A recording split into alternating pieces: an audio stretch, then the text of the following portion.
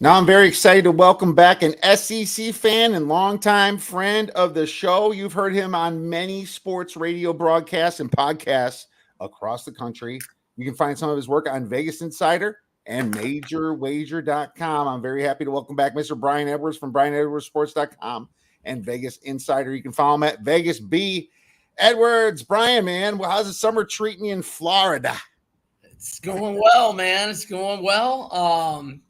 It's kind of boring. I retired from baseball like a decade ago. The last couple of UFC cards have been okay, not great. So I'm just kind of bored. I mean, thankfully, I've had my Phil Steele mag like for 3 weeks, so I've been preparing, and I'm pretty much ready for everybody Power 5 and kind of deep into the Mountain West and a little AAC as well. Haven't really gotten to the Sun Belt and MAC yet, but should have those knocked out in the next week or so. And then I got a NFL magazine over there that I have not given much love to yet. Right. Well, the NFL is the NFL. It's not going to change as much as college here. So I kind of powered through college a little bit on my vacation here, and obviously during the twilight hours, and I pretty much got a good piece of what all these teams are. I think it's just the transfer portal really throws it off for everybody, and you have to study that. And I studied that as much as I could, try to come up with some really good lines. But you just mentioned Phil Steele magazine. I want you to rank these magazines for me because, I'm sure listeners wonder this. Where would you rank, like, let's just say Lindy's, Athlon, and Phil Steele? I think those are kind of the top ones anyway. How would you rank those? Phil Steele's the uno, especially for me because I write a lot, and I need all the gambling information and all. It goes back, the home underdog, away favorite stats for 10 years on each team page. Every game by game of the last 5 years, at least the side and the spread, and then every stat from every single game last year. So Phil Steele is by far the uno. I like Athlon better than Lindy. Isn't Athlon the one that has the little the quotes from the different coaches around the league? I That's believe the one so. I like better. Okay. I think Lindy's might be first to market, then Athlon comes out. I think that's the only reason I ever get Lindy's is because it's the first one.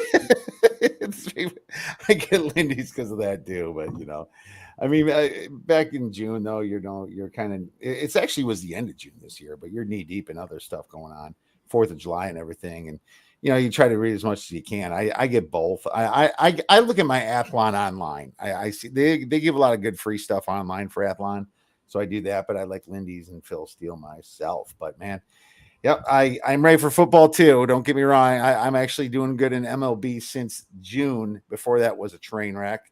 But since June 23rd, we're killing it there.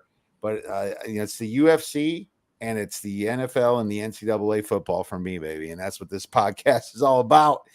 And I'm excited to talk about the SEC with you and rank these teams a little bit and kind of see where you're at. I'm going to throw out some season win totals. But before we get to that, I want to know your thoughts on that old Pac-12 and Big 12 getting pillaged by the Big 10 and the SEC.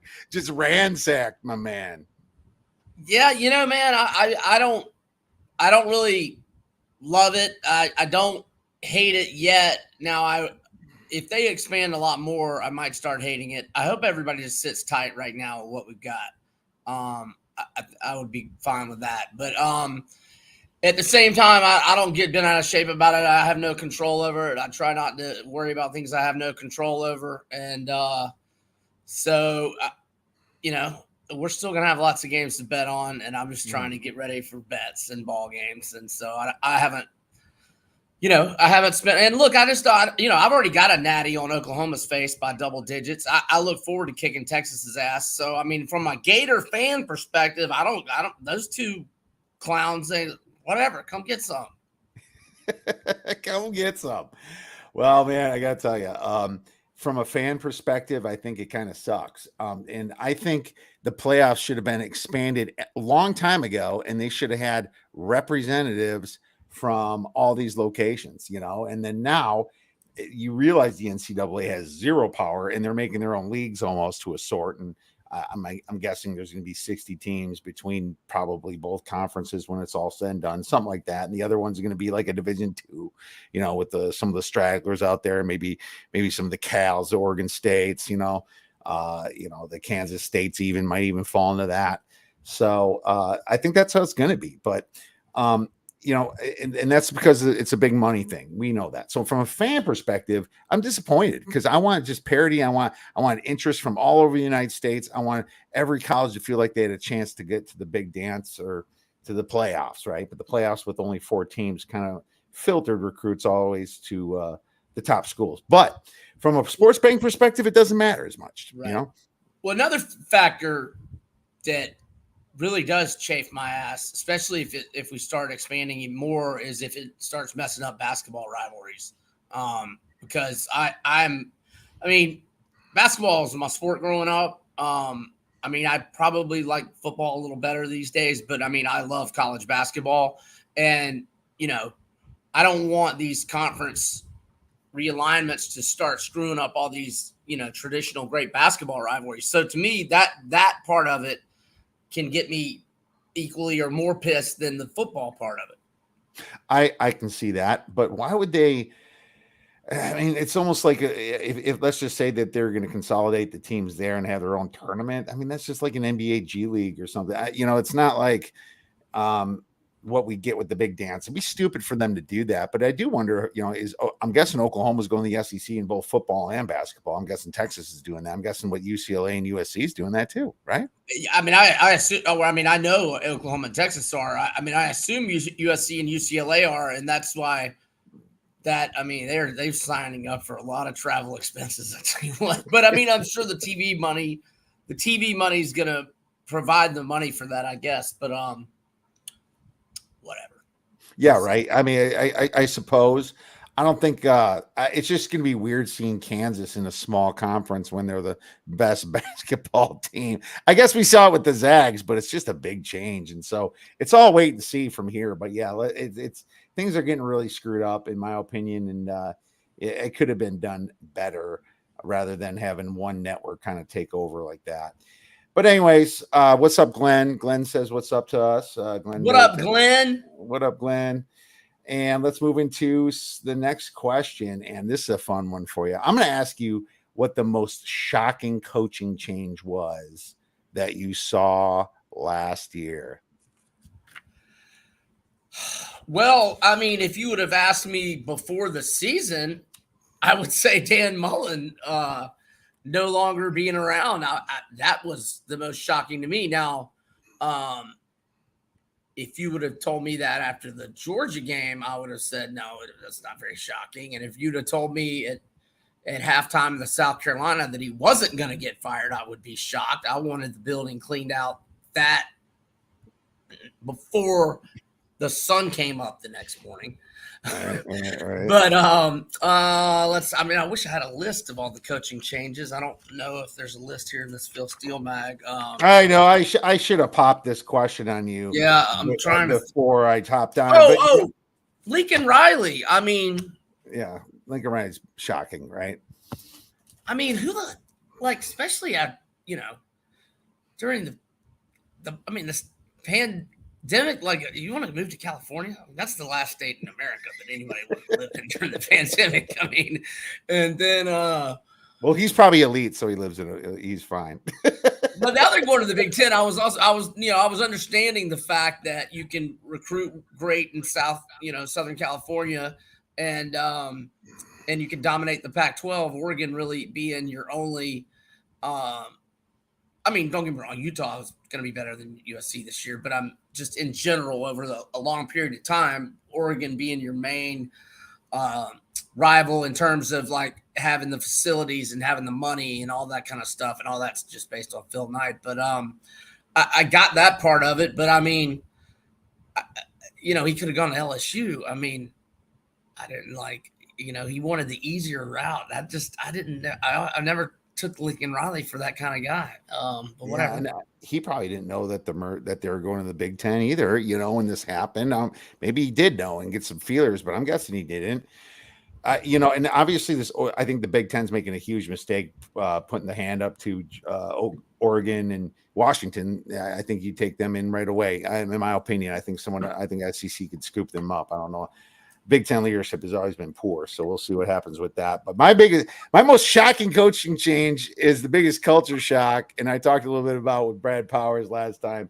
It's Clay Helton to Georgia Southern. Oh man. Yeah, no, that was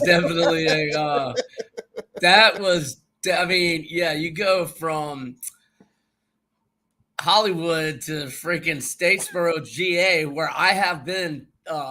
I've been twice. I spent 2 different weekends there in college. I had like a half dozen friends from my high school went to college there, and I spent a weekend up there twice. Different scene. I bet it is, man. Some backwoods stuff up there. Well, that's interesting. Yeah, it's just funny to see that change. And now he's got to change the team from a triple option to whatever the hell he's going to do. I don't know, but it's going to be a fun one to watch, man. Because we were down on Clay Helton pretty much most of his career, so that's cool stuff. Yeah, and definitely Lincoln Riley. Very shocking what happened with him jumping. And then Kelly and Notre Dame. Right.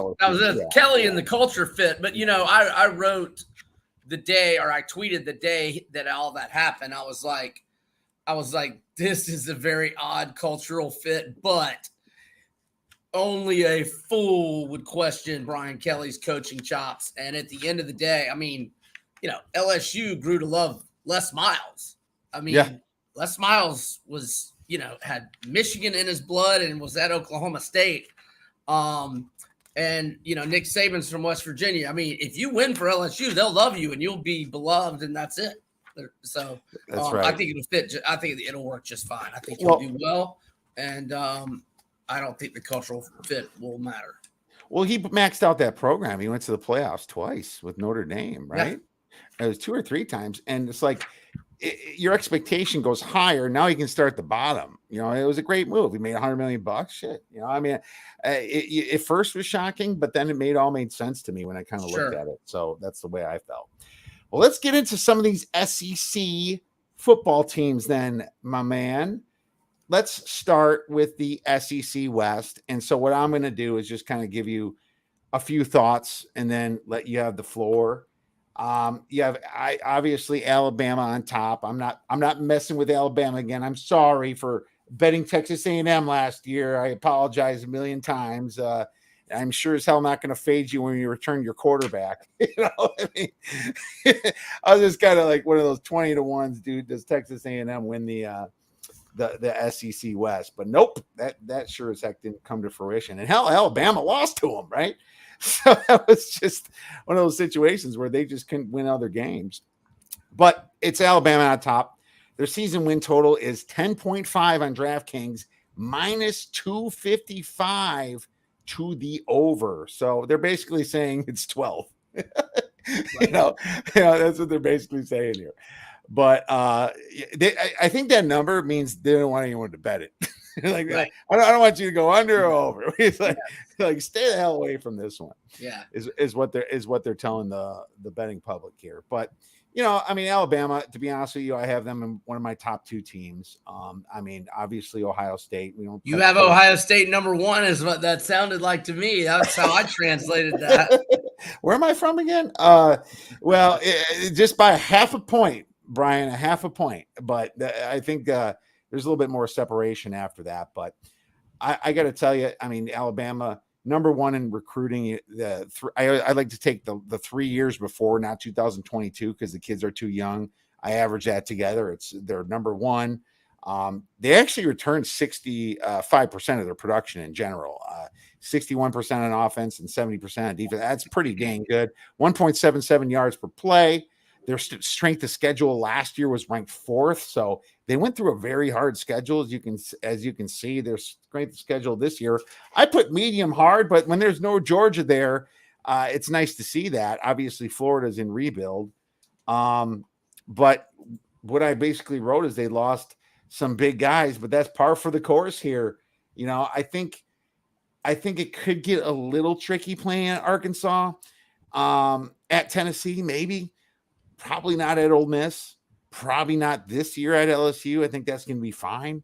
But either way, home against Auburn, home against A&M. I think Alabama wins it all myself. My number on them is 11.3 wins. What are your thoughts? Okay, so yeah, I have Alabama. It will go over 10.5, but any smart bettor is not in the business of betting a season win total over at a price north of 200 when it's a 4-month deal. And if you get quarterback injuries or any over you bet a season win total, if the quarterback gets hurt, as I dealt with Phil Dracovic missing 7 games with Boston College last year, your quarterback gets hurt, you can be screwed on the whole bet. And so you don't bet over 10.5 at minus 250. And minus 250, by the way, is the lowest juice I've seen. I've seen some minus 280s on that. So yeah, I do think they go over. Now, I do think that I've got them potentially losing a game, and it's going to be at Ole Miss, which sets up perfect for the Rebels. And I do think the Rebels are the second best team in the West. And then I think it's the winner of the A&M Arkansas game will be the third best team in the West. And Mississippi State's not far behind them. And Auburn and LSU, they're not going to be easy wins when you go to their house this year. So that the West is very strong. But yeah, Bama, they filled some holes they didn't have as many transfers as most, but 24/7 Sports ranked their 5 transfers 6th nationally. And they only have 5 transfers ranked as 5 stars, not whether they were 5 stars in high school, what they're considered 5-star transfers. And Bama got 2 of those. So they've hit the portal with quality, not quantity. And look, all the games of the year have them favored by at least. I mean, I know Chris Andrews over at South Point did not have them favored by at least 13 initially. I'm not sure how big his adjustments have been, but in terms of DraftKings, FanDuel, other offshores, they're favored by at least 13 in every game. Ole Miss and Tennessee both being 13 being the smallest numbers. I think they win them all except for potentially Ole Miss, because Ole Miss has got 2 weeks to prepare, and Alabama has a big rivalry game the week before at LSU and then has to travel for a second straight week. So, yeah, I do think Alabama goes over, but I don't recommend betting it. I do think Alabama will be your West champion, your SEC champion, and most likely your national champion, and they'll be in the playoffs. What did you think of Jermaine Burton transferring from Georgia to Alabama when you found out that information, man? What a kick in the pants. My only thought was he must love Bryce Young and he must have issues with Stetson Bennett was really the only, I guess he's just, you just don't win a natty and then go play for the team you beat. That's not as bad as Kevin Durant going to Golden State after he had a 3-1 lead with the Thunder. And if I can't beat him, I'll go join him. That's way worse what Kevin Durant did. But this is pretty bad too. This is not good either. This is weird. Well, it's great for him though, because let's face it, Georgia runs the ball. They play defense. If he wants those NFL numbers and he wants to be in the top 10 draft picks, he's got a much better chance with Bryce Young. And you got to think the image and likeness money is going to be at least equal, maybe even more at Bama. I don't know how that breaks out. They don't give me those numbers, Brian. But I would have to assume that it was a career move for him. But it's just for Georgia fans, what a kick in the pants that must be. And it's going to be mentioned a lot if these two teams face off here in the SEC title game. Interesting, you have Ole Miss as number 2. I just kind of went with the flow for here and went with the Texas A&M Aggies. Their season win total is 8.5, juice to the over minus 150.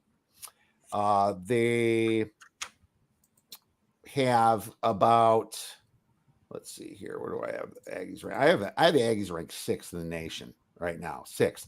Their recruiting average is at 5.33. So they average about 5. They return 84th at 61%. So they rank 84th in returning production. They are 1.3 net yards per play. but their schedule is hard, man. I mean, Every it schedule in the SEC West is brutal. I know. But with the Aggies, they're at Alabama this year. So at least they had them home. Alabama's licking their chops for that game. They got Florida too, which Florida could be sneaky. And at South Carolina is not going to be an easy game at all. Well, look at their non-conference. App State is supposed to win the Sun Belt, which it's not. You can't just overlook them. And then you have Miami the next week, and Miami's supposed to be good. So they have a very tough schedule. From the way I see it, I think this team, Jimbo Fisher just hasn't done it for me, man. It kind of blows my mind that he didn't get farther yet. I mean, it's fun. He's the coach that he's almost like the Jim Harbaugh of the SEC, but the media don't mess with him. Maybe because he has that natty, but it's like, why isn't he getting so much pressure like some of the other schools? I almost feel like he's just kind of coasting there. It's like, well, I think. Go ahead. I think becoming the first assistant to beat Saban last year kind of got him a mulligan. If he didn't win that Bama game last year, then what they did afterward, losing at Ole Miss, losing at LSU, I think we would be hearing a lot. And so beating Bama last year and the recruiting class he put together, or we would be hearing a lot of criticism his way for all that money he's making, because he's already 4 years in. But 2020, he went 9-1. He was very close to being in the playoffs. So the last 2 years, the beating Bama and the recruiting kind of made up for the losses. They should not have. They're 7-point home favorite to Mississippi State. Would they beat Arkansas like 9 years in a row? They lose that one. And then at Ole Miss, I mean, that was a bad loss. Favored in that game. All four of their losses they were favored in last year. Yeah, I know, and that's it's just so strange for me. Losing at home to Mississippi State after the Arkansas. You think after the Arkansas loss, I'm sure bettors are reloading. They're like, all right, let's bet A&M here against Mississippi State, and they freaking lose that game. Well, the thing is, they really got their ass beat that night. They got out yarded by 141 yards. Mississippi State just couldn't make a freaking field goal last year to say. I mean, Mississippi State should have won at Arkansas if they can make one out of three different missed field goals. Right. Mississippi State should have beat LSU. They out-yarded is that the game? Well, anyway, we'll get Mississippi State in a minute. But, my point is that, not only did they lose to Mississippi State, they were thoroughly outplayed in that game. Right, I agree. Let's my number is 8.37, so I have no play. I'm right by the total here. Are you around there? I've got them going 8-4 or 9-3. I think that Arkansas game is the big swing game, but I'm going to have Arkansas. I'm not quite done with my power rankings. I'm going to have Arkansas a little bit ahead of A&M, so I'm thinking A&M fourth in the West behind Ole Miss and Arkansas. Let's move to Arkansas then. 7.5 to the under minus 145. So that's more closer to 7.2, really. And that's so funny. Bama at 10.5 minus 280. That's past 12 wins if you look 50 cents per half point. So it's like that number is like it's more than 12 wins is what they're saying here. It's impossible. So it's almost like they're trying to beg people to bet the under here or just stay the hell away, which is hilarious to me. But let's move on to Arkansas. Like I said, they're 50th in offensive EPA last year. They're 30th on defensive EPA. Obviously, they have that big wide receiver loss to the draft, but they do at least avoid Georgia. Still a tough schedule. And getting Cincy the first game can't be that fun for them, right? You got Cincy just got their ass beat by the SEC, but they made the playoffs. They're probably really trying to circle the wagons this game. But it is what it is, and that's why we love college football. And first game, I'm really excited to watch this one. But, they returned a ton of offense, but only 3 starters on defense. KJ Jefferson going to try to lead the pack again. And they do get Alabama at home, so you got to love that. I mean, my number on the Hogs is 7.84. So I actually lean to the over here, and being at minus 145, it's not that far off. So what is your thoughts? I've got them going. I slightly lean to the over. Either 8-4 or 9-3. I mean, the two big coin flip games are A&M, and then the BYU game is a bad spot for Arkansas. I mean, they're playing their seventh game in 7 weeks. They have to go to Starkville the week before, and are just coming off a 3-game gauntlet of A&M in Dallas, Alabama at home, at Mississippi State, and at BYU. So they're getting on an airplane for the third time in 4 weeks. They're going into altitude. I mean, in mid-October, I guess there's a possibility it could be some chilly weather as well. And BYU's a solid football team. So that's a very tricky spot from a situational standpoint. But, I do think that they start 3-0 and very well could be 4-0 with the Bama game. But then those 3 games in a row, really 4 games in a row, if you count at Auburn, are very tough. I mean, I think if you go 2-2 there, you've done a pretty good job. If you go 3-1, you're elated. Oh, wait. I'm sorry. If we count the A&M game after the 3-0 start, 1, 2, 3, if we have that 5-game sequence, I think you feel good about 3-2 if you in that 5-game sequence. Because you got to feel good about LSU and Ole Miss at home and at Missouri. I mean, your last 4 in November, there's a very real possibility you could go 4-0. So I mean, Arkansas, we'll see. So Phil Steele's national unit rankings, he's got their quarterbacks 27th, but that's not a reflection on KJ. It's just the lack of depth behind him. Number 32 at running backs. I don't know that I agree with that because I love Rocket Sanders. Number 40 at wide receivers, number 12 O-line, number 45 linebackers, number 19 in the secondary, number 31 special teams. So there's where their national unit rankings are, at least with Phil Steele. Some magazines have them with 3 defensive starters returning. Others have them with 4, but they really address some issues in the portal. They've got some veteran experience, a guy, Jordan Dominic from Georgia Tech, who's got 15 career starts, 103 career tackles, 9 career sacks at defensive end.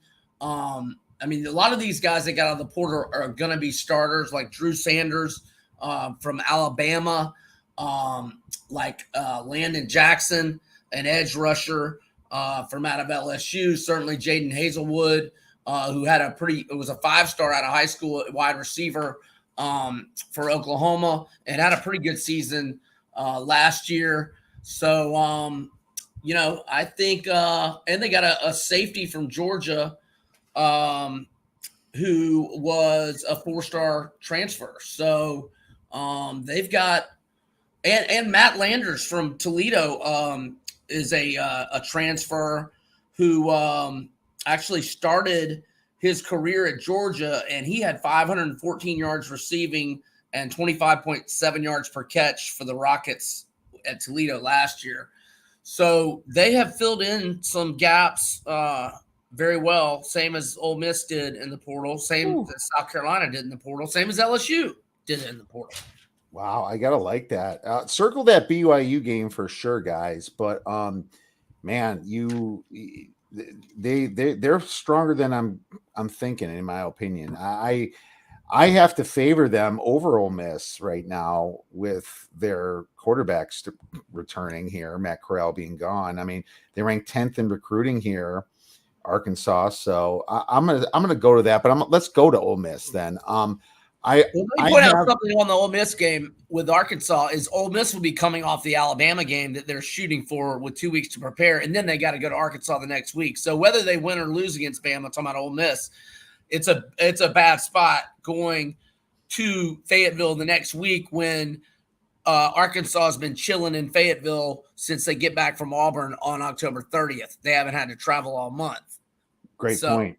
Great point. The situational advantages and I've got Ole Miss losing at Arkansas. Okay, well there you go. And so Arkansas could be your dark horse here. And now Ole Miss 7.5 to the over. So what's funny is that the market is pushing more towards you. They were 27th in offensive EPA last year, 77th on defensive EPA. Okay, so they were not that high. I got to tell you, I have them in my top 35, but that's it. I don't. I punish them too much for the Matt Corral maybe, but I'll adjust quickly if needed. Maybe a 4-point power rating downgrade I gave them. They're only 98th percent or 59% returning production, ranking 98th. They're only 0.78 net yards per play. I mean, that's positive, but it's not in the ones. Their schedule's hard, of course, SEC. Yeah, man, I don't have I have them at 7 wins in this. I'm just wondering about Jackson Dart. So you're going to have to tell me about Jackson Dart. Yeah, so and I don't even know that it's going to be Jackson Dart. I mean, he and Luke Altmaier were true freshmen last year, so you normally see a nice jump in the sophomore year. Altmaier got that experience against Baylor, and after a rough start, started to play good in the second half, was playing good. They were starting to move the ball. He was hitting some passes, and then the pick six. Brutal. They're about to tie the game, and then he throws that pick six. And I had a monster bowl season, but I had just laid the wood on Ole Miss, and Ole Miss's defense played their best game they've played in half a decade at least, and they would have won that game with Corral, period. And I got beat that night. That was a tough one. But anyhow, look, I mean, I don't worry about all the production they lost because the two running backs they have are debatably better than Ely and Connor, who were very, very good last year. I mean, Zachary Evans was a 5-star coming out of TCU, 7.3 yards per carry in his first 2 seasons. Bentley from SMU, 14 career starts, 1,559 career yards, 5.7 yards per carry average. So I think they're fine at running back. And, 24/7 ranked their transfer-specific additions as number 2 in the nation behind only USC. They got 17 guys, 13 from Power 5 programs, and a lot of them are ready to jump in here and start right away, including Troy Brown, a linebacker who will take Chance Campbell's position. And he has 2 first-team All-MAC selections to his credit in his 4-year career at Central Michigan. He started 31 career games, 215 career tackles. They've got a transfer from Auburn and J.J. Pegasus, I think. Is this a pronunciation? So he's got some experience from Auburn. You've got Isheem Young, who at Iowa State in 2 seasons started 21 career games, 106 tackles, 8 passes broken up. I mean, that's just somebody you plug in right away to start. And then you've got your best sack guy outside of Sam Williams coming back, and Cedric Johnson, 6.5 sacks, 7 QB hurries.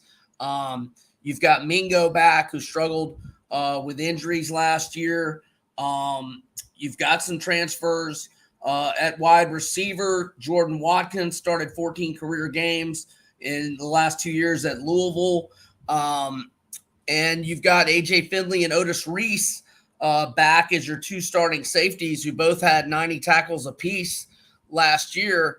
So now you do lose Durkin. You do lose your play caller, but I like Charlie Weiss Jr., and I trust Lane Kiffin to get his quarterbacks ready to play. And Altmaier and Dart both have big arms. Dart started 3 games last year, 9-5 TDI-INT ratio. I'm not acting like I watched much USC last year. So I would need to, I don't know. I just trust Lane that they're going to be okay at QB.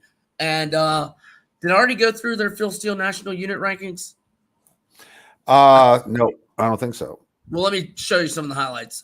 18th in the secondary, 18th at receiver, linebackers 27th, O-line 27th, and running backs 27th. So their only units there where there's concern is the D line, but they've got 2 starters back there, and they've got the Auburn transfer. So I think their D line will be okay. And I got to tell you, the market's agreeing with you here a little bit. I do trust Lane Kiffin somewhat. I know the Charlie Weiss edition is ahead. You wonder. I liked his dad. For when he's for the Patriots for a while and didn't do great. Well, he had Weiss Jr. his last year or two at FAU, so they've worked together and worked well. Yeah, I believe that, and I see the optimism here. I would still lean towards Arkansas, but no, you broke it down well. Let's move on to the next one then, and. Let me just clarify. I do think they go over 7.5, and the DraftKings minus 135 is the price I've seen that is the lowest. I know there's a lot of minus 160s and that out there. And I think they start 7-0, and then at LSU, at A&M, who knows? Maybe they split those. Maybe they go 0-2. Maybe they go 2-0. I think they could potentially win the Bama game. I think they lose at Arkansas. They get Mississippi State at home. So I think they're going to get to at least 9. So, sorry, let's move on now. No worries. Let's move. The LSU is close. It's funny. These teams are really bunched up. You have they're kind of in the 7s here. These 3. And LSU is 7 minus 135 to the under, 42nd in offensive EPA last year and 80th in defensive EPA. But why am I even saying that? Because this is a new team here. You got a guy that people transferred out, and Brian Kelly, and people transferred in, obviously. You got Jayden Daniels sitting there at quarterback, which I find very interesting here. LSU, always a great recruiter. 4th, they rank. If you average those 3 years together and out of college football, you average that to 4th. That's pretty high.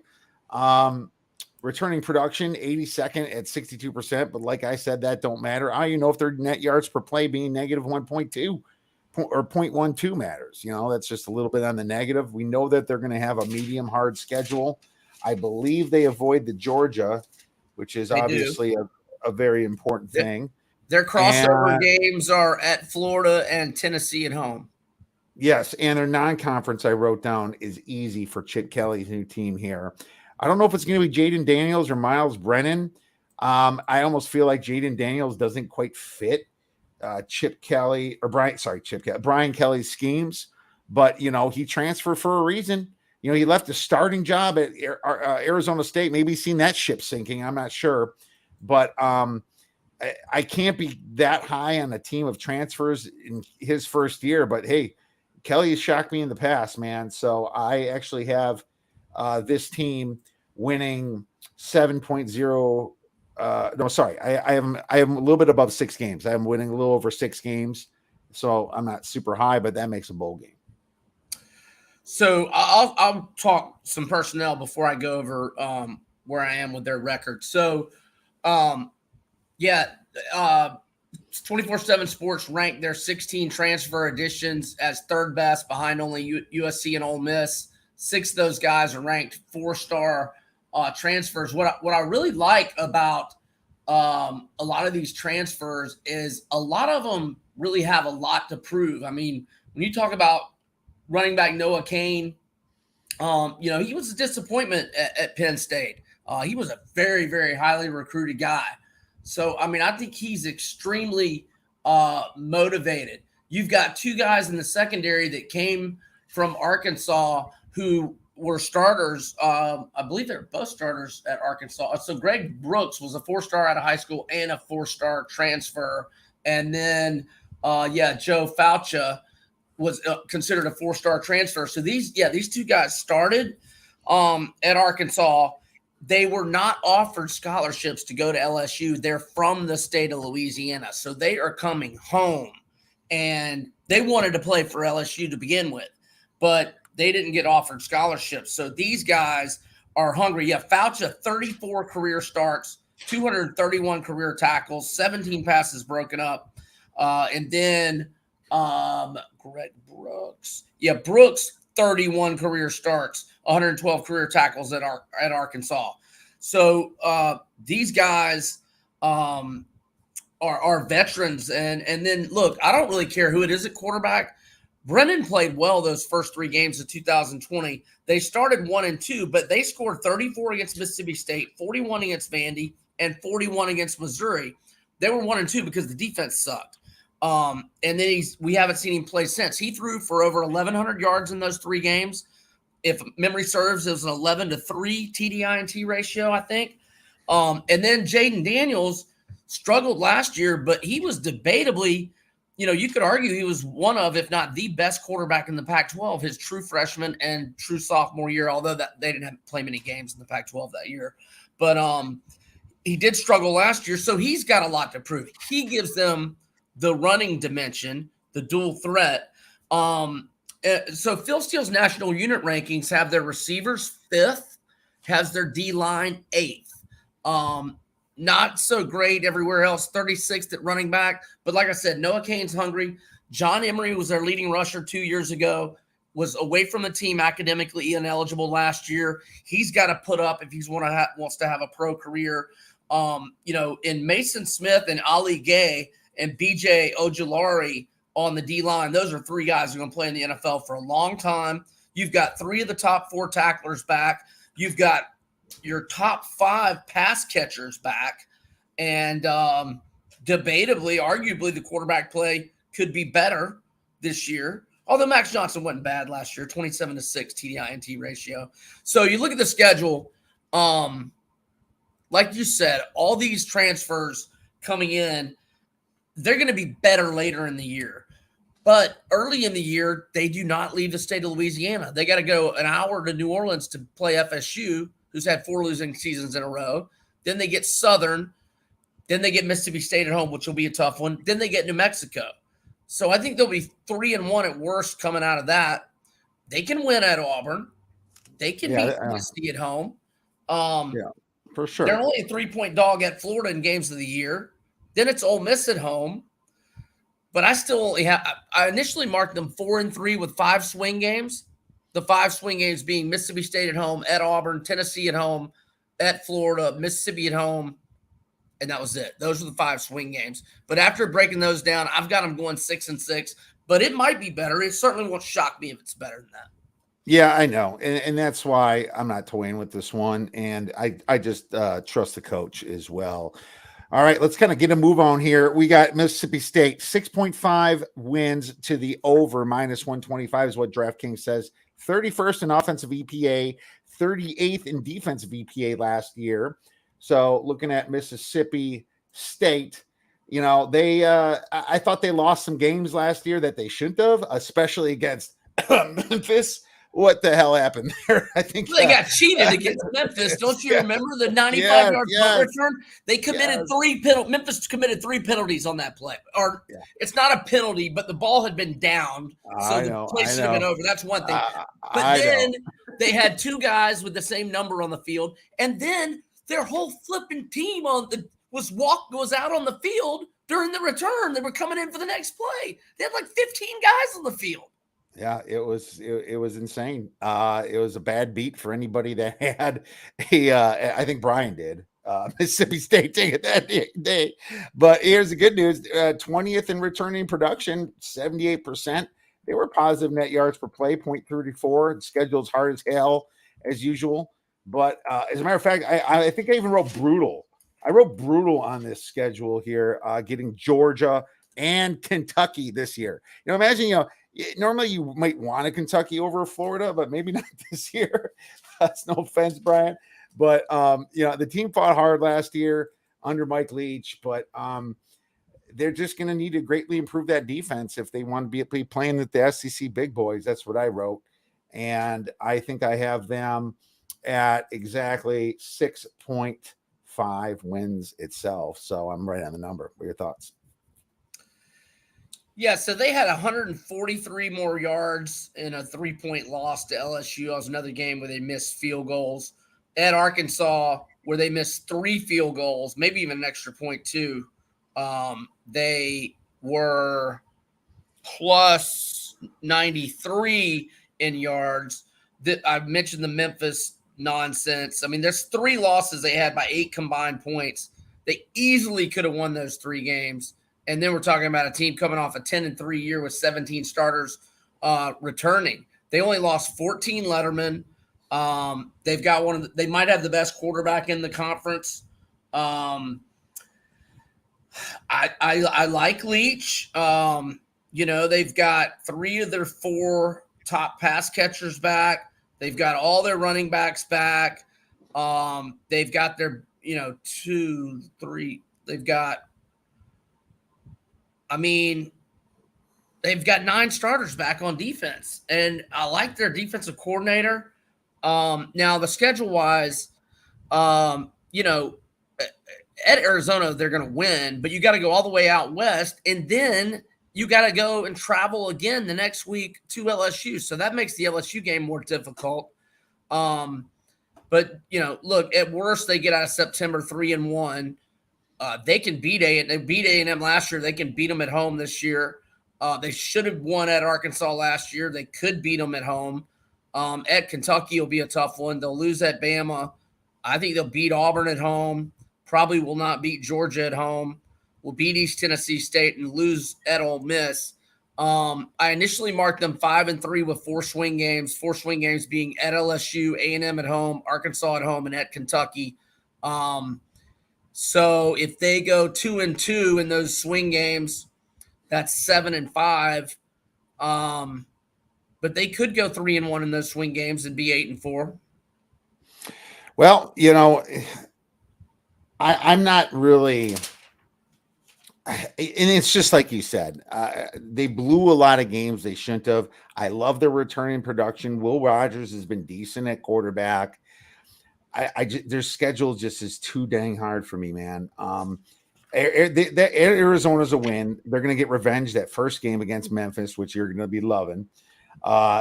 East Tennessee State's pretty easy, right? I mean, Jesus, they have plenty of ways to get over that number. So I'm gonna lean to the over with you. Can we skip Auburn here for sake of time? Sure. All right, screw Skip Auburn. whoever you want. You're the boss, man. Am I taking too much time? We both are taking a little bit. Let's just kind of cut it so we can get to the UFC. Is that we got to get to one of my favorite sports and one of your favorite sports here. Are we pushing when the kids get home? Is that what's going on here? What time do the kids get in? First day of school, baby. It's the first day of school today, and they get out a little early, so I gotta be on my toes. July? They're back in school in July? That's right. We're here. We're on an 8-week summer schedule, and they get longer fall breaks and a little bit longer of a winter break. It's kind of crazy, but the way they look at it is, why not throw them in the school during the hot months? And I agree. Get them the hell out of this house. That's what I say. But let's move to Georgia. 10.5 juice to the over at DraftKings at -230. So that's really like 11.8. There's 6 last year in offensive EPA, first on defensive EPA. Man, Georgia, champions. They finally got over the hump. Money came in on Bama, and everyone's like, Bama lost to them, or they beat them in the SEC championship game by double digits. This wasn't the game. This is Bama's, and Georgia came in and threw down on the defense pretty hard here, man. Now, what I'm going to say is that I know that they're a very reload type team, but they still lost a ton of production, ranking 96 at 59%. But yes, they got recruits, they got transfers, they got it all. Now, they were my highest power rated team last year. They're 3rd in my power ratings this year. They only return 3 actual starters on defense. I know that they have some guys with experience, subbing in and out, but that's interesting to me. Here's my issue. I have not seen what Kirby Smart can do after a championship year. We know Nick Saban has no problem reloading. We saw what Ed Orgeron did after a championship year, which was jack. And they quickly went over in LSU. I think it takes a special coach to do that. And I don't know if they're still celebrating in their minds or what. They still got Brock Bowers at tight end. Awesome tight end. He's going to be right there with Matthew Mayer and Bama's boy, Cameron Latu, is it? And, those will be probably top 3 tight ends coming in the draft next year.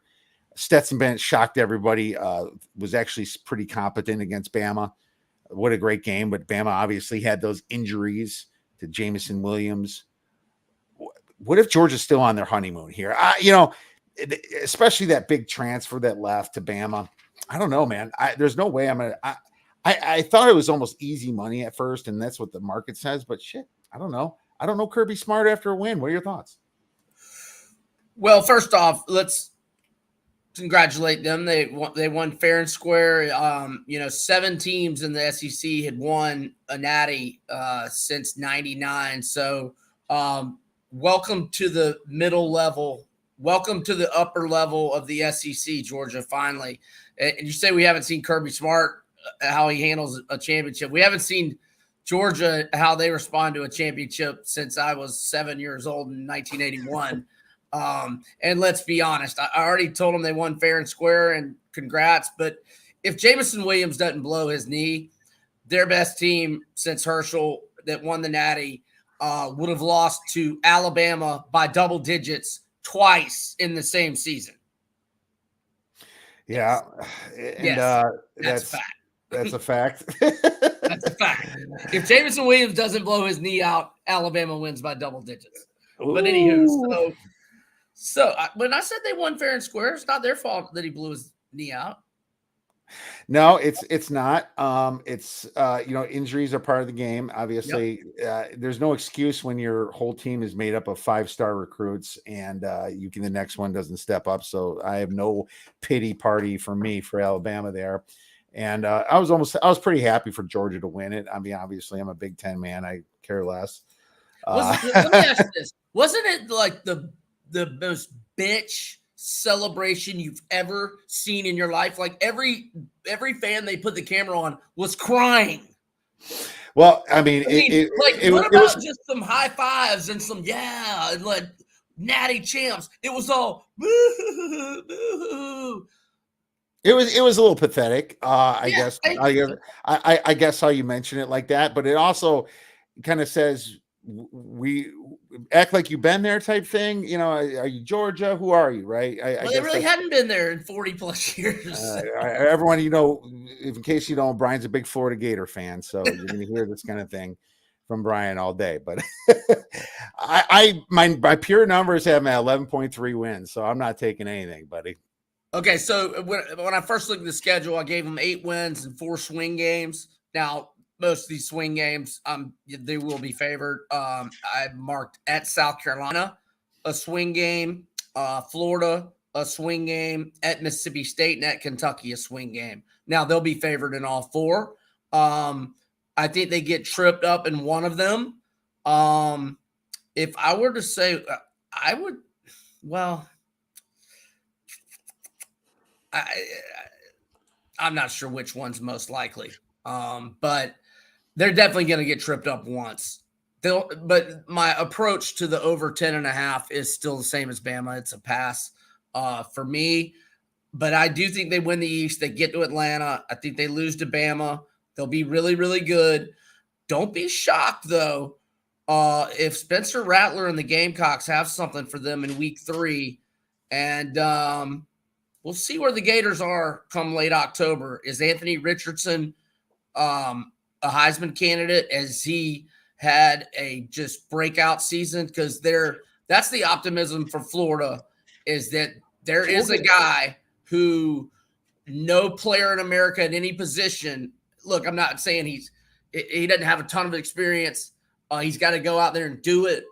But there's not a player at any position in college football that's got more talent and potential. I know potential means you haven't really done shit yet, but he has the potential to have a Cam Newton type of year. I knew you'd say that. I knew you'd say Cam Newton. God, I just said he had the potential to have it.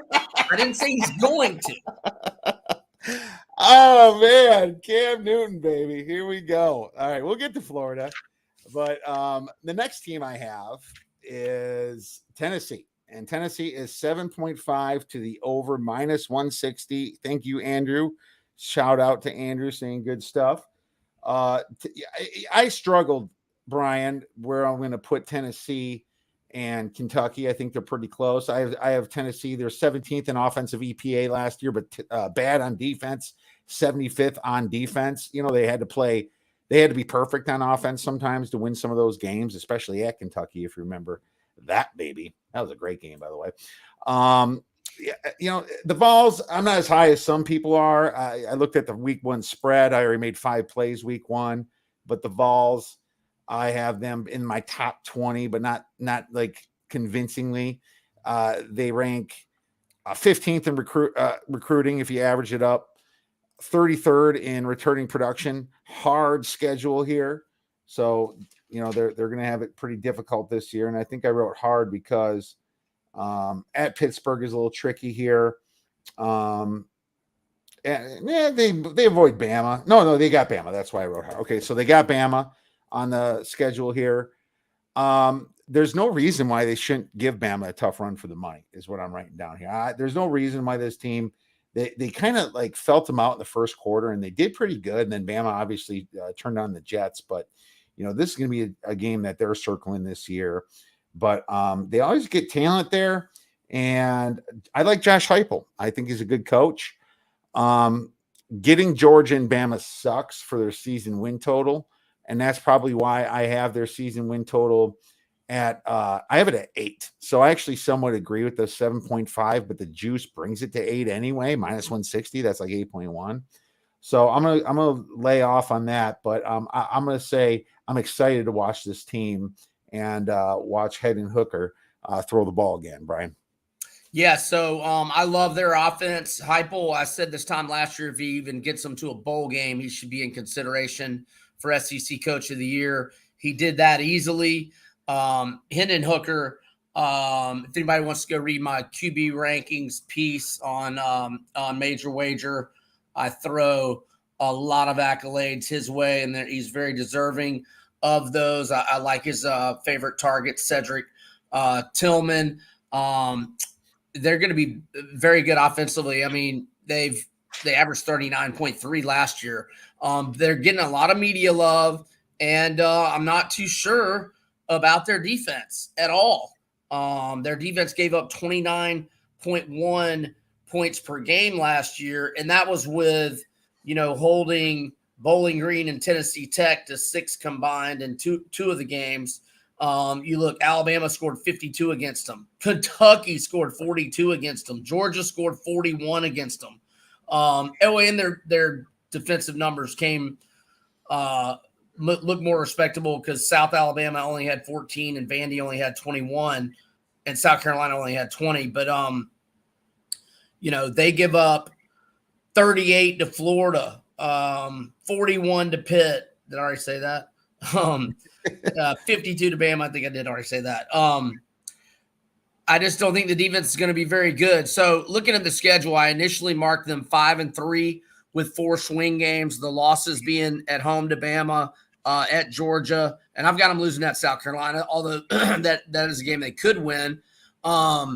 The 4 swing games being at Pitt, where they're actually a 4.5-point favorite at FanDuel, and they're Florida at home. They're actually a 4.5-point favorite in that one at DraftKings, but they are 1-16 against the Gators in the last 17 meetings. They've lost the last 5 by an average of 20 points per game. The next 2 swing games are one at LSU. Now they do have 2 weeks to prepare for LSU, whereas LSU does not have an open date ahead of that. And then the 4th swing game being Kentucky at home, but Kentucky has 2 weeks to prepare for that one, whereas Tennessee is playing a 4th game in 4 weeks. Eventually, I ended up going with either 7-5 or 8-4, which makes the win total a pass for me. Now, you mentioned, and I'm not trying to show you up on this, but it's just kind of how the Vols have fared against Florida and Alabama over the decades. You mentioned, they might be able to give Alabama a tough game. Here's one reason they might not be able to. They are 0-15 against Saban since he's at Bama, 4-11 against the spread, and they've lost those games by an average of 25.9 points per game. Well, it is after the A&M game for Bama, so that's something I factored in a little bit. Sure, but that's a valid point. I have one more swing game for them, and that's at South Carolina. I think that's a swing game personally. Yeah. Right. So I said it was an L, but I did say it is potentially winnable. Yeah. So that's what I have. So we're close on that one. Then we can move on. Kentucky, 8 to the over -115, which is roughly right around where Tennessee is with the -160 at 7.5. 29th in offensive EPA last year, 46th in defensive EPA last year. So Kentucky, I always used to think of them as a basketball school, but they've just been better and better and better at playing football here. Obviously, they have that big bowl win against Iowa. I think I had Iowa plus 3.5 too, and I was like the only person with that ticket. They returned 63rd at 65% production. They only rank around 30th in recruiting, but that's better than they used to be. I mean, 0.89 net yards per play. The good news for Kentucky is they avoid Alabama. Now they are at Georgia, but they get Florida at home. I mean, pretty easy. That was last year. They still avoid Bama though. They're at Tennessee, which is a revenge game for them because they lost at home. So you kind of remember that a little bit. Now some people don't believe in revenge games. I think there might be a little something to it. At Florida is a little difficult here. That's a swing game. At Ole Miss is probably a loss, but that's a potential one for them if Ole Miss's defense doesn't show up. Georgia's a loss at home. Louisville's a win because they beat them freaking all the time. I have them around that. I gotta admit, my win total on Kentucky is very close. The SEC being so hard, I'm at 7.89 wins, so I'm right on it. What are your thoughts? I initially marked Kentucky 6-1 with 5 swing games. The loss being at Ole Miss, but then I eventually got to them being 8-4. That week 2 game at Florida, they are a 4-point underdog in FanDuel's games of the year. Now, some people that aren't, locked into the SEC may not be aware. Chris Rodriguez, who rushed for 1,379 yards, 9 touchdowns, 6.1 yards per carry last year, and he was second team all SEC. And then the year before that, he had 1,361 yards and averaged 7.1 yards per carry. He had a legal incident earlier in the summer. There was actually a report from KSR, which is Kentucky Sports Radio. It's that guy Matt Jones, maybe, who's on Feinbaum sometimes. Anyway, he reported that Rodriguez's status with the team in general was in limbo. Now, he backtracked from that report a few weeks later, saying Rodriguez is back working with the team, etc. And right when we were getting started was when Mark Stoops was going on the mic at SEC Media Days. But I just looked up on Twitter, just doing a Chris Rodriguez search. Apparently, Stoops in the last hour has deflected all questions about Chris Rodriguez. Is not ready to answer, whether he's going to be suspended or not. So my point is, he might not be playing in that game at Florida, but that would be, even if it's a 4-game suspension, they are fine at home to Miami of Ohio, Youngstown State, and Northern Illinois. But they're already an underdog to Florida. Now, they have a good backup in Kavosi Smoke, who's got a ton of experience. But without Rodriguez, I favor Florida in that game. But whatever the case, I've got them going 8-4. I'm not as high on Will Levis as a lot of people are. I love his size. I love how it's not easy to sack him. He can run the ball, and he throws a beautiful ball, but he just makes some bad decisions sometimes. Sometimes he looks great, but sometimes his decision making is very iffy. So, and look, their offensive line has been one of the best, top 3 in the SEC for at least the last 2 years. They lost a lot of guys. Phil Steele's national unit rankings only have them ranked with the number 50 O-line in the country, whereas I think he had them in the top 10 the last 2 years. Yeah, they lost a lot of guys in the draft, I think, and 72nd in pass EPA for the Wildcats last year. So great points there. So Yeah, we'll see how they fare in these swing games. I mean, at Tennessee is a coin flip game. I think South Carolina and Mississippi State at home, maybe you slightly favor Kentucky, but not by a lot. Right. I agree with you there. Looks like we're right in the button. Let's move to the Florida Gators, my man. And lots of changes with old Dan Mullen going out for Florida. We have Billy Napier from my loved team last year, Louisiana. I was on them for Napier's career, and that was one of the teams I cashed on quite well, except when they freaking played Louisiana Monroe for some reason. What the hell happened in that game? Anyways, moving on to Florida, my man. They have their national championship pedigree from 2000s, right? Their season win total is 7, juiced to the over at -125. I mean, 76 in offensive EPA was poor last year, 34th in defensive EPA. But when they wanted to turn it on last year, they kind of did. A couple games, like everyone was on Florida State last year towards the end. Everyone's saying Florida gave up. No, they didn't give up. They beat Florida State. So there's still some heart with these kids, but obviously it's under a new regime right now. But now Billy Napier gets to play with 4-star recruits, some 5 stars right there, and he's right in the mix. What did I write down for Florida here? I can't be high on him immediately. You did pique my interest with what you said about Anthony Richardson being Cam Newton and all.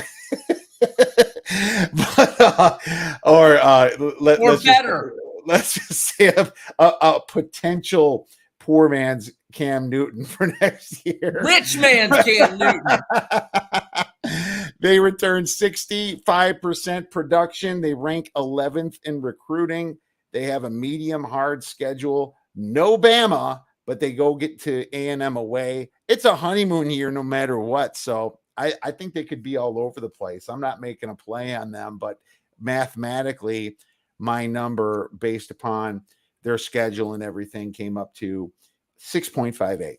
What are your thoughts? I think they could be all over the place as well.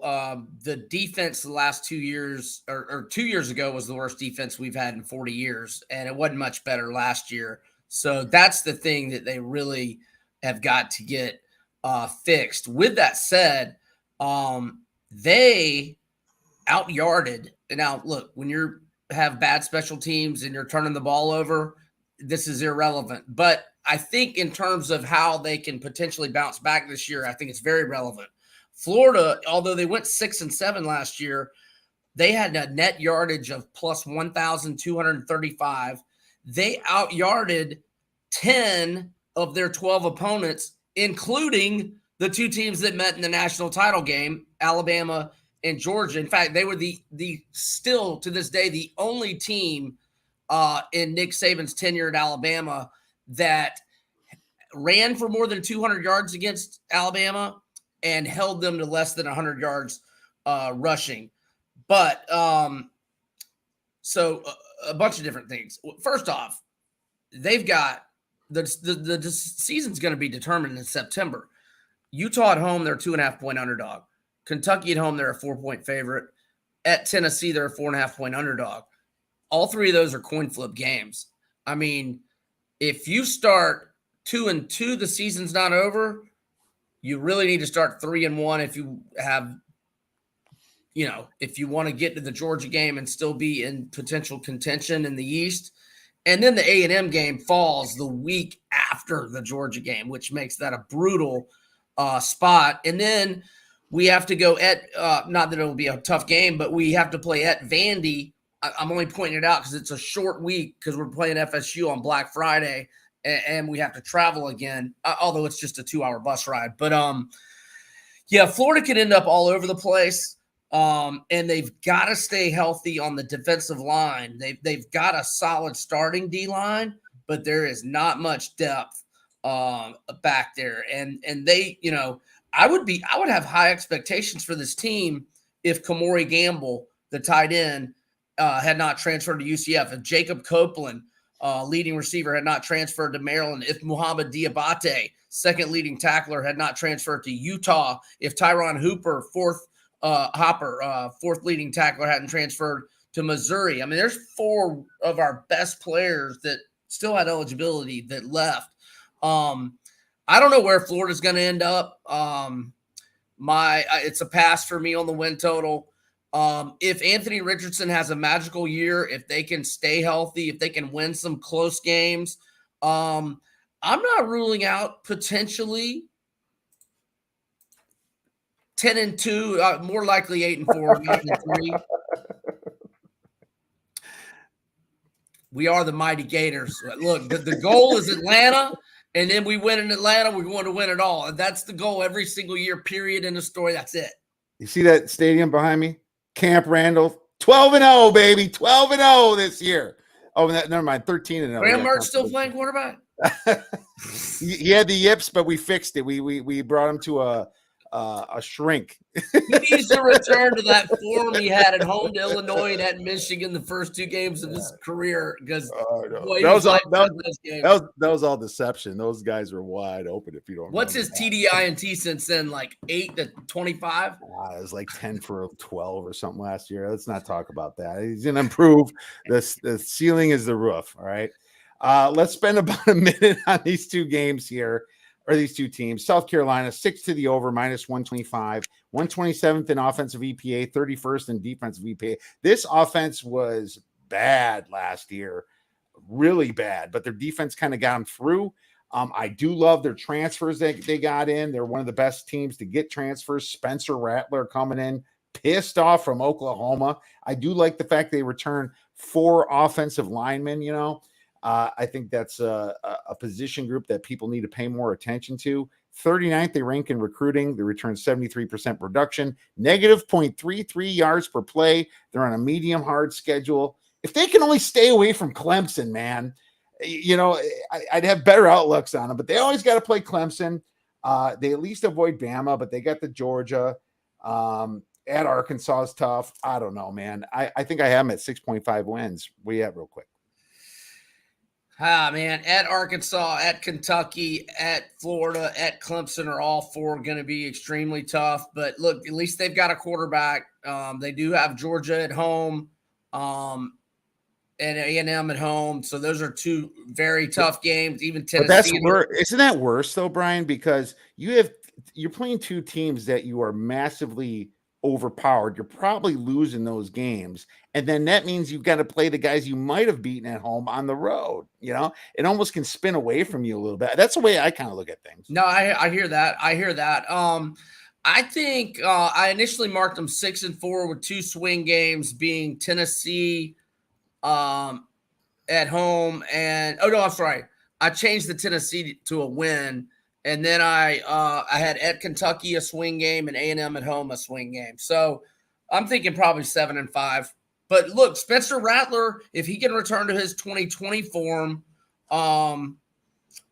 you know, they've got the Austin Stogner, the Oklahoma tight end. They've got Antwain Wells, who was a transfer from JMU, who was second team FCS All-American last year. The Carry-On Joyner and Josh Vann are solid receivers. We'll see. They overachieved last year, and now they've got a quarterback. So fair enough. I'm not taking the under or the over on them, but let's go to it's pass for me. It's pass. This team I have a play on, and I think that this team is kind of like the Illinois of the Big Ten almost. Missouri. I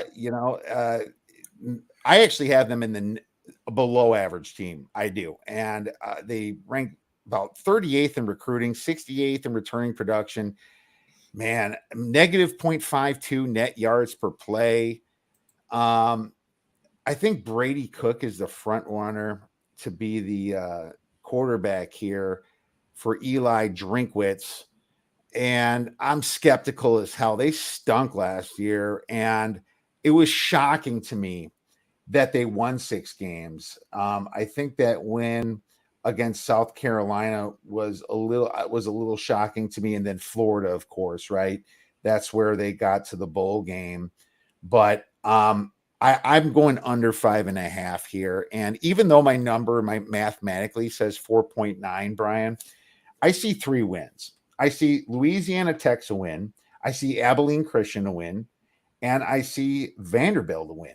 I think they lose at Kansas State. Kansas State's kind of looking sneaky, and they're a sharp darling this year.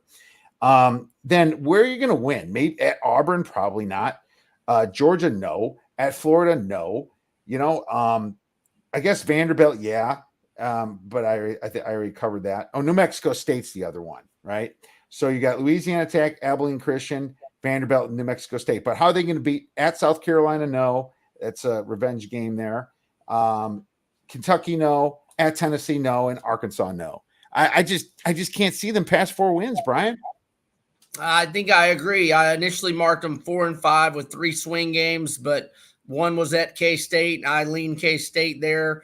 The other was Kentucky at home. I lean Kentucky there, and Arkansas at home, and I heavily lean Arkansas there. So, I mean, it could be 4-8. I think 5-7 tops. But you got to lay -150 on the under. Oh, no, -135 at DraftKings. What did you have a different price on the 5.5 on the win total? Under -135, I believe. Yeah, that's what DraftKings had. So yeah. I slightly lean there. I don't know that I'm going to play it, but I slightly lean under. All right, cool. Well, let's get into a couple other conferences. You have a few plays for us. I would love to hear them. Yeah, so my favorite is over 8.5 on Fresno State. I know that -125 has been available on DraftKings. I'm not sure. It was as of about 24 to 48 hours ago. I've got Fresno favored in 10 games. I think they're going to go 10-2. I think they lose at USC, although I will admit that USC is going to be better later in the year as those transfers gel. And they did win at UCLA last year, and they could have won at Oregon. They lost by 7, but they were -2 in turnover margin. And by the way, they had 2 one-possession losses last year where they were -7 combined in turnover margin in those games. In other words, they went 10-3. They could have easily been 12-1. They've got one of the best quarterbacks in the country. Phil Steele's national unit rankings have their receivers 7th in the country. Their secondary 26th in the country. I've got them losing at Boise, which is not a guaranteed L, but that's a tough spot for them. They have an easy game the week before against UConn, but it's at UConn. You got to fly east, then come back west, and then you got to go into altitude at Boise. But I think San Diego State's going to be a little bit down, or not as they're not going 12-2 again this year. And San Diego State game is at home. Outside of that Boise and at USC, toughest games, Oregon State in week 2, but I've seen them favored by 4.5 in the games of the year. I really don't, their toughest games after that, there aren't any. Other than San Diego State at home. Look, Nevada's in complete rebuild modes, and Carson Strong's long gone. Coaches are gone. Like 8 transfers went to Colorado State. And they get Wyoming at home. They're going to go 10-2. Now the fear is Jay Kaner getting hurt. Let's hope that doesn't happen. But yeah, love Fresno. I'm also going to go over. Well, before I have them at 9.64 wins. So my numbers really side with you there. So good stuff. Yeah. All right. Let's also go over 8.5 on Pitt. I know they lost Pickett. I know they lost Jordan Addison, but they still bring back 15 starters. They went 11-3 last year. They would have gone 12-2 if Pickett had played in the bowl game, and they still had a double-digit lead in the fourth quarter of that game. They had another loss by 4 to Miami and by 3 to Western Michigan. So, I mean, they were very close to being even better than the 11-3 and ACC champs last year. They were plus 1862 in net yardage last year. They have 3 guys on defense back that were first team all ACC last year. They have a 4th guy who was second team all ACC and had 9 sacks and 9 QB hurries. Phil Steele's national unit rankings ranked their defensive line number 2 in the nation. Their secondary 24th. Their O-line 17th. I think their O-line is the best in the ACC. They've got 3 veteran running backs that all played last year and played well. In fact, they combined for more than 1,700 yards rushing and 16 rushing touchdowns. I think Slovis is a nice fill-in for Pickett. And then they got a kid named Kanata Mumfield, who as a freshman at Akron last year had 751 receiving yards. So, I mean, he's not Jordan Addison, but, they do have a transfer that can kind of step in there. And then Jared Wayne was their second leading receiver last year, 47 catches, 658 yards, 6 touchdowns. They got him back, and they've got one of the better tight ends in the ACC. You look at the schedule, Tennessee, a coin flip game. They're going to beat West Virginia in the opener. They're going to avenge the Western Michigan loss. And then it's just 3 easy home games, in my opinion. At Louisville, at North Carolina, I think they probably split those. They're going to beat Syracuse at home. They're going to beat Duke at home. I mean, the schedule really works here. I think they'll win at Virginia as well. I mean, I know they've got Brennan Armstrong and very good receivers at Virginia. They lost their entire O-line, and their defense is abysmal. They lost their coach, too. Yeah, I think they go to Miami 9-2 and play the Canes in late November when it's not going to be scorching hot, and that will decide who goes to the ACC championship game, and we'll already have cashed our ticket, in my opinion. Well, I say I have 8.3 wins. My concern is losing Mark Whipple. I think he was really the brains behind that offense. And obviously Kenny Pickett goes. I'm not a big Caden Slovis guy, but it is set up pretty well for them. I actually I took Miami over in the 8.5, and I think Miami wins this game here to win the Coastal here for the ACC. So that's the way I kind of have it written, but I'm very close to the 8.5. So I'm not like major disagreement here from me. Any others? Last one, just under 3.5 for Georgia Tech. They've won 3 in each year under Jeff Collins. Only 8 starters back. They're devoid of talent. Phil Steele's national unit rankings only have 1 unit ranked in the top 60. That's quarterbacks, and they're number 59. You look at the schedule, it's brutal. Non-conference at UCF, Ole Miss at home, at Georgia. I'll give them a win against Western Carolina at home. I'll give them a win against Duke at home. Their most winnable games after that, Virginia at home and at Virginia Tech, when they'll be traveling twice in 2 weeks.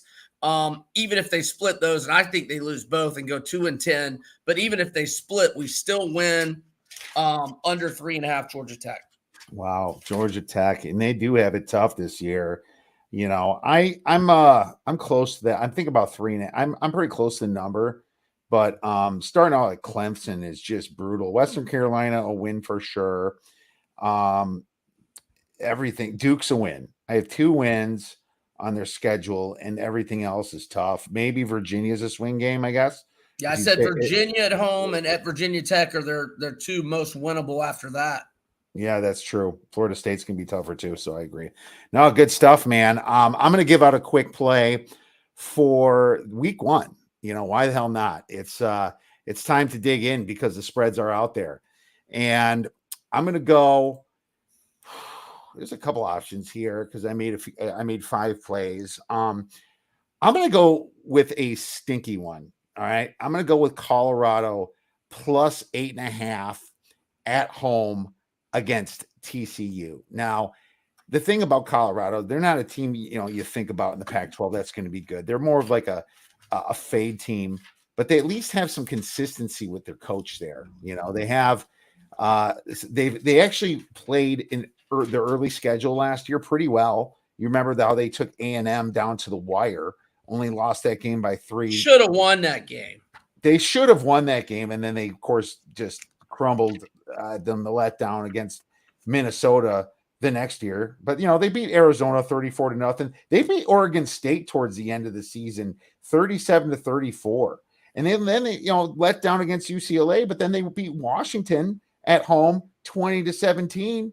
And then, of course, they lose to Utah by only 2 scores, So it's like this team isn't quite as bad as people say. JT Shroud is okay. But when you look at the TCU team, why the hell am I getting on TCU this early? They have a new coach in Sonny Dykes. And I know Sonny Dykes kind of got his name from the early days at TCU. And I'm sure TCU is more motivated here, but TCU lost a ton of production themselves. Some of their 5-star recruits transferred out. I think one of the running backs did, if I remember correctly. He transferred to Ole Miss. Exactly. What the hell is TCU doing laying over a touchdown on the road, the very first game in the freaking elevation of Colorado is what I wonder, Brian. You know? I have no opinion, but I'll answer with a pick of my own in week 1. I'm on NC State minus 9.5 at ECU, and I like Helton Allers, but I love NC State's defense, and I love Devin Leary. He's definitely lost some of his weapons, but that defense is going to be really nasty, real nasty. Yeah, I agree. I'm big on NC State, and if you listen to this podcast a few weeks ago, I gave out Devin Leary plus 150 to win the Heisman, or plus 15,000 to win the Heisman, 150 to 1 to win the Heisman. If you look at it, look, man, if they weren't playing at Clemson, I would be picking them to win the ACC. But it's going to be tough to win at Clemson. Not that they can't, but well, Clemson can have some hiccups too, you know. Well, they would have to lose 2 other ones if they beat NC State, right. though. That's true. That's true. That's true. No, I like what you're thinking there. I'll look at that one again. I'm just kind of getting into week 1 here. NC State. ECU is a team that kind of showed up when they needed to last year. I remember. I respect ECU. They've got a terrific running back, and they've got a really good veteran quarterback. But I just don't. I don't think they can. And look, it'll be close for a while. It's at ECU, by the way. I don't lay big numbers on the road, but I just think that over the course of 60 minutes, NC State wins by 14-17. Yeah, I'm not going to disagree with that. That seems like a good play to me. Let's move into the UFC then. We've been on for almost an hour and a half. So let's I'm going to talk about the event here coming up, and it's going to be a great one with Curtis Blades here against Tom Aspinall. And I'm going to be honest with you, I was on Volkanov in that Aspinall fight. I just thought it was a bad matchup. I thought Volkanov was hard enough to take down, but Aspinall got him down anyway and put him in an arm bar or wherever that was, got him submitted immediately. And, Aspinall, and you kind of look at his profile, he's been beating the shit out of people. But then again, you look at his guys he beat. Volkov was really the only guy that, I guess Arlovsky's just kind of a bear that's like my age that still fights. I don't know what the hell he's doing out there, but he wins by decision a lot, but he even submitted Arlovsky. So I got to give it to him. But this guy he's fighting in Blades is a completely different animal because Blades matches up to him. That's the problem. A lot of people look at Blades and say 0 submissions. He's not a grappler. Bullshit. Curtis Blades ground and pound. Curtis Blades is the best wrestler in the heavyweight division. Probably 44%. That's been for a long time, right? That's exactly. I would say so. I don't think Ngannou is as good as him. Cyril Gane is probably more of a stand-up guy. Curtis Blades is by far the best wrestler in the heavyweight division. I would say by far too. Especially since Cormier left, right? So it's Blades and Aspinall has not been tested against wrestlers. No, he hasn't. And that is exactly why I think the wrong guy is going favorite here. But the problem is that Aspinall still has the grappling techniques of submission. Blades is ground and pound, and that's probably why the edge is given to him. But, dude, if I was making this card, I can't see how I could favor Aspinall of what Blades has done. Everyone keeps remembering Blades getting knocked out by my boy, your boy, the Beast, Black Beast, Derek Lewis, that we're going to talk about in a minute.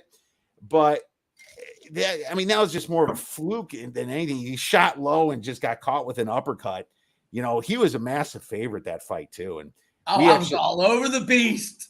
I was actually over the Beast at plus 400 KO too. So that was I was on both sides. I was Blades by decision plus 350, and then I was the Beast by KO plus 400. So that worked out well for me. But what I'm going to say is that it's just a bad matchup for Aspinall. He has nowhere near the strength of schedule I think that, Blades is went through, Blades has went through Lewis. He's went through Volkanov. He's went through Joe Dos Santos. He's went through Jorginho Rosenstrike, right? Dawkins. Biggie boy. Yeah, Biggie boy. He beat the hell out of Dawkins like he was nothing. I think this is a great matchup. Don't get me wrong. I think this is one I'm going to sit by and watch popcorn because I am impressed by Aspinall, but this is the hype thing that I warn people to avoid. I say, get away from the hype. And so if anything, with the price at plus 115, I'm going to lean Blades at the price. If Aspinall is plus 115, I might lean Aspinall. But this should be an even fight, in my opinion. The play that I want to give out is a couple fights below that, and it is the Bear Jew, Paul Craig, fighting. I'm looking up his prop to win by submission right now. I think you know where I'm going then, against Volkan Oezdemir. And now Volkan is favored at minus 165 because Paul Craig has been knocked out before. But, I mean, the important thing to me is if you look at this fight to go inside the distance, it's like minus 300 or something crazy. And then I can cash in better by betting it two different ways. I want Paul Craig to submit this guy. All right. And if you look at Volkan Oezdemir, he has 2 losses by KO, 2 losses by decision, and 2 losses by submission. Right. So he's been beat that way before. Okay. Now, the thing with Paul Craig, he never has went to decision ever. Never, and I don't see him going to decision. Oh, wait. His draw was Shogun, the draw. Okay. How long ago was that? He's on a 4-fight winning streak. Shogun was 5 fights ago. All right. Well, I thought I might have missed that one, but yeah, no, you were looking at the wins, and they all 16 wins, 13 submission, 3 knockouts, losses 4, 3 knockout, 1 submission. You just forgot the draw. I had to go there. Yeah. What the problem is, SureDog's not working right now, and I love using SureDog, that site. So I'm kind of pivoting over here to another site here. Yeah. So, well, it's funny. It was a draw, so it doesn't show up as decision. Exactly. So great point there. But either way, the dude's fought 20 times. He has 1 draw because of that happening. So, Oezdemir here, the way Oezdemir likes to win is definitely on his feet by KO. And that's possible. He might rock Paul Craig. But Paul Craig's getting a little bit better. Paul Craig's 6'4". He's got great size, 6'3". He's got a 1-inch reach advantage. He's going to try to get to the ground right away. And so Volkan Oezdemir is going to have some options. The one thing that scares you a little bit is Paul Craig has actually won some fights by KO because when he grabbed Jamal Hill, he just kind of pounded him. He put him in a submission move, but he just pounded him. They called it a TKO rather than a win by submission. I can't remember what happened with Rua. It was something the same, but this guy's a submission guy. I don't see Oezdemir losing by anything but submission. I don't think he's going to let anything like that happen to him. So I'm very comfortable instead of taking Paul Craig inside the distance at plus 150. I'm going to take Paul Craig at plus 250 for a 1.5 stars, but I'm going to come right back on Oezdemir by KO at plus 125. So if either of those happens, I don't lose. Now I get my money back plus, 0.25 plus a quarter of my bet if the Oezdemir side wins, right? Because you have to minus out the other bet. But if Paul Craig wins, it's really like you're getting paid plus 150 because you just minus out what you did before, counting towards your money. So blended odds, you're getting plus money here. That's the way I'm playing this baby, Brian. But all right. So 5 of Craig's last 7 fights have ended in round 1. So I'm going to go under 1.5 rounds minus 105 for 1 unit. I'll probably put a half unit on. Maybe a quarter. I don't know. I'm probably going to put a little something on Craig to win by submission at plus 250 or inside the distance plus 190. Although the submission is more likely. I haven't figured that. Maybe a little touch of Craig plus 140. We'll see if the odds change between now and then. But I like where your head's at on this Paul Craig to finish it on the ground, it not to go the distance, and if Vulcan wins, it'll be by KO. Yeah, I agree. And here's the cool thing about this event. It's in London, and you have the biggest UFC big mouth since Conor McGregor and Paddy Pimblett. I mean, people think this is just about Aspinall and Blades. It's really more about Paddy Pimblett here, wrestling in his home country, my man. You know who you know who Gam Lou likes in this one? He likes Leave It because I heard him last week. And I don't know why, because I mean, Leave It. I haven't seen Levitt fight yet. I haven't watched him fight yet. I looked at him, and he's got like a split decision against Ogden. He lost to Puelas. He's fought some bums. I mean, his strength of schedule is just so much. I mean, here's the funny thing about Paddy, though. Paddy was kind of, looking down until his last 3 or 4 fights. But I watched Paddy fight, and he looks like a changed man. He looks freaking good. I mean, just from the eye test, I'm saying, I don't know how this Bach guy he lost to in 2018, but since then, whatever happened, he gets about a year and a half before his next fight to train against Dalton, KOs in the first round. Against Martinez, KO in the first round. Against Vendramini, KO in the first round. And these guys ain't big, but still. Then he subs Vargas in the first round as well. I almost think that maybe you're going to look for Paddy in the first round, but his price is wrong. I do agree with Gamlu on that. With his strength of schedule, he should be not laying anything north of minus 200 to Jordan Leavitt, because Jordan Leavitt actually has some wins, and they're UFC wins, and you have to take them, with respect. So I'm excited as hell to watch Paddy run his mouth and all the fireworks that's going to happen this weekend. But 6 significant strikes per minute. The dude's a beast. 58% accuracy. He's also submitting, and that's where he can win just on sheer volume. But I just don't know what I want to do with this overpriced number. And I'll tell you right now, being in London, Brian, this number is probably going to shoot to 300. Oh, yeah. Yeah. And that crowd is going to be batshit nuts. Yeah. This crowd's going to be insane. Minus 260 is around I think it's like about a 71% chance of winning, something like that. Minus 266, minus 375. So, you're looking at about that price. I think that he does have that chance personally. I don't see a lot of ways of Levitt winning. So Luth seems to think that it should be minus 200, or sorry, it shouldn't be minus 260. I think maybe it should be just with straight schedule minus 200. And here I'm kind of going him and hawing right here, right? Obviously.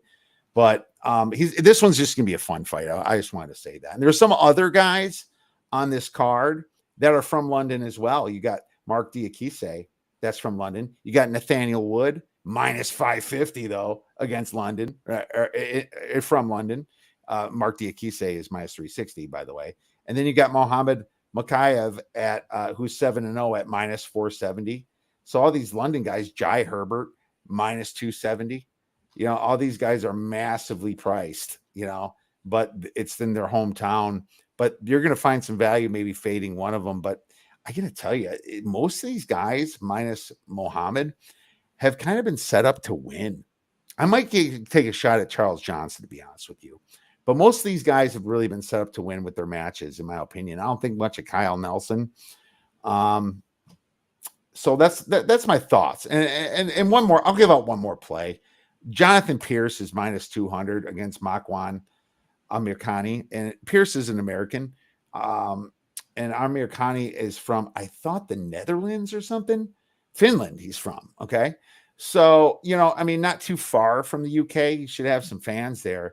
But this dude hasn't beaten anybody. And the only way that he really wins is by his anaconda choke. His last 3 freaking wins were by anaconda choke. So, I'm like, I don't think that Jonathan Pierce is stupid enough to let himself fall into something like that. And Pierce is just a massive volume type guy, high energy. He's minus 200 for a reason, but I think he should be minus 300 or above, in my opinion. He's your parlay leg for sure. I'm actually going to bet Jonathan Pierce for at least a unit, maybe unit and a half. Let's give it 1.5 units here on Pierce here to win at minus 200. So lay 200 to win 100, whatever. That's fine with me. I think that price is fair for a guy I can't see losing. 5 significant strikes to 1.36, Brian. And he's fought grapplers. That's the important thing I looked at. He's fought some grapplers and he's beaten them. Not worried about Makwan. Anything else on this card? Yeah, I think I'm gonna go with under 1.5 plus 105 and the Pimblett and Levitt fight. Pimblett's last 4 fights have ended in round 1. Under 1.5 is 3-2 in Levitt's last 5 scraps. So and not a strong play, but under 1.5 plus 105 for Pimblett and Levitt. I like that. No, that's a great one. I'm gonna, I was saying first round KO, but yeah, that's greedy. Take the under 1.5. Maybe Pimblett screws up, get plus money. No way you can be upset with plus money here. So that brings us to the next event, Brian, and you got a little something for us for UFC 277. My girl, Amanda Nunes, finally lost to this lady. She's sitting there laying minus 1,000 chalk all her life lately, and she gets beat. She got popped. She fought a very motivated Juliana Pena. So now you see her at minus 300, Nunes, and you see Pena at plus 240, people thinking it's a fluke. Well, here's the problem here. Pena knows she can beat this lady now. There is no jitter. She coming in here like, I beat you before. I'm going to do it again. She was punching the crap out of her. So that makes you wonder. And she showed she could take Amanda's best punches. I mean, Juliana's left eye was all swollen. I thought her orbital might be broken. Amanda was landing the heavy shots, but Amanda realized at some point in round 2, she is taking my best shots and she keeps coming, and she panicked and she got gassed and she wanted out. And like Dana said the other week, we're going to find out if Amanda still got that fire. I mean, I almost think that it was like, it's like, Nunes taking her as an underdog against Rousey was the easiest bet ever. And I'm not saying this is an easy bet ever by any means, but I almost want to think that this is just it. This is it for Amanda. Like, she's going to make this one more last pay per view, and she's set for life with all her money, man. I just don't know if she's still got the fire. We'll see. Was she paid pretty well in the UFC? She's been paid a lot of money, man, for sure. Yeah. I mean, she got pay-per-view points on the Cyborg fight, which I know that I don't even know that was with that show did a lot of buys. That was the co-main too. I'm pretty sure, or maybe that was the main event. I don't know.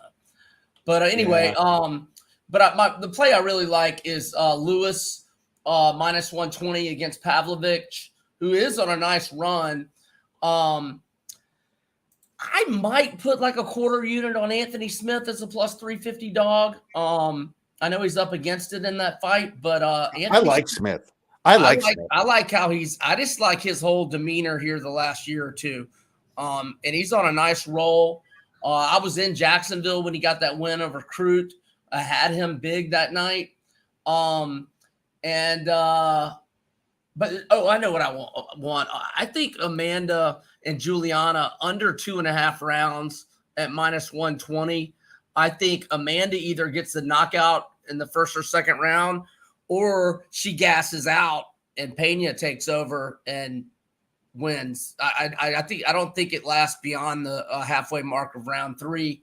So yeah, probably a little bit on Anthony Smith, a lot on Derek Lewis, a little on the under for Nunes Pena, maybe a little on Juliana. I don't know. I also want to see Amanda's body language. I want to see the face-offs.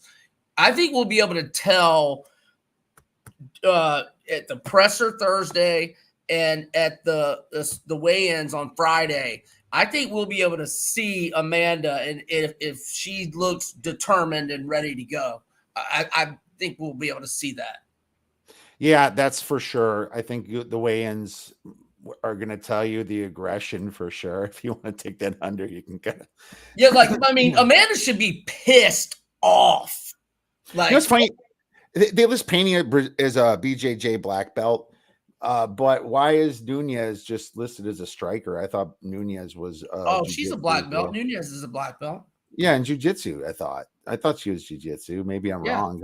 I thought so. ESPN lists her as striker, but she's from Brazil. Shit. Hold on, here. Let me go to her page where I'm at. Hold on, it's not on the UFC. Yeah, she's a black belt in jiu-jitsu under Daniel Valverde. Yeah, I thought so. Okay. Brown belt in judo. Mistake by ESPN. Yeah, that's for sure. So yeah, I thought so. It's gonna be a wonderful fight. Probably gonna lay off it, but maybe I'll look at it under too, just to kind of look. You'll decide when you see those two women look at each other in the eyes. That's when you'll decide if you're gonna play it or not. They might start kissing or something, Amanda might. Amanda might is what I'm trying to say. Oh man, it's gonna be fun, dude. I can't wait for this event. Brian, thank you so much for coming on the show, talking all these wonderful games. You gave us a great SEC preview. Love your plays here. Black Beast coming on up. Now, he's due. He's pissed. So I'm excited for that one. And where could our listeners find your great information? On Major Wager, those 4-season win total, or I'm sorry, not the Ole Miss one, but the 3-season win totals on Georgia Tech, Fresno State, and Pitt. I've got very in-depth write-ups on those at Major Wager. Also wrote up a little preview of Chimaev and Nate, which got booked yesterday. You can find me on Twitter at Vegas B Edwards. I'm doing a podcast with the A to Z Sports guys, ATOZ. We've been on hiatus, but we're getting started back in 2 weeks at the start of August on Tuesdays and Fridays at 2 Central.